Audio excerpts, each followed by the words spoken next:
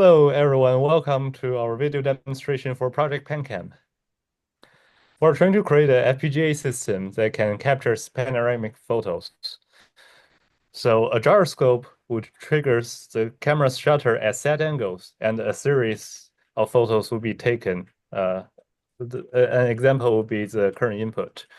And they'll be processed through our custom stitching IP and finally be displayed to HDMI, and the user would also be able to pan around to see the entire view. And here's an ideal output.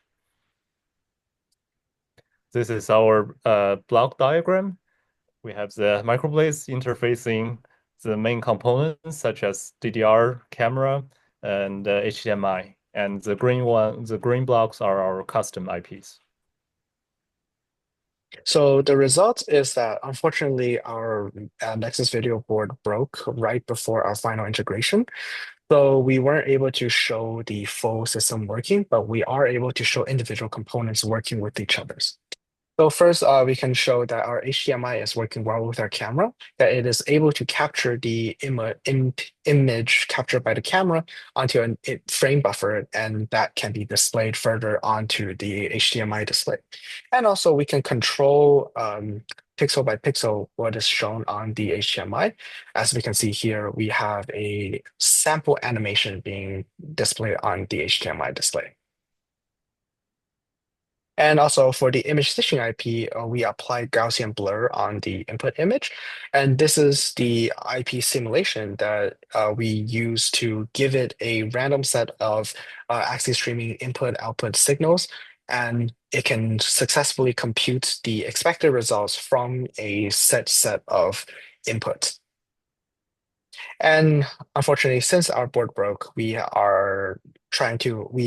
spent the last week of our project trying to migrate our project to the Z board, where we can either use the Zinc processor on the Z board or just change our existing project and change all the peripherals to use Zinc as a memory interface generator and a UART generator. So since we realized that the HDMI interface for the Z board is very different from the Nexus video board, we decided to start fresh from a Z board HDMI project. However, this proved to be complicated, that although we can allow the Z board to show some sample HDMI output, we were not able to get the camera pass-through to work very well compared to our previous Nexus video implementations.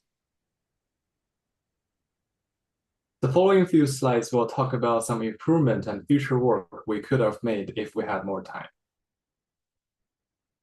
The first improvement is to fix the camera data format. Currently, our camera output a little bit off color, and if we could have more time, we could tune this more to make it to display a perfect color output.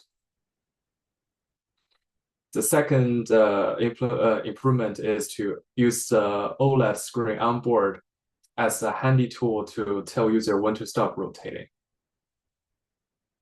And we also could try to use a more advanced image stitching IP instead of Gaussian blur. If we could have more time, we could explore some more difficult and more complex stitching algorithm.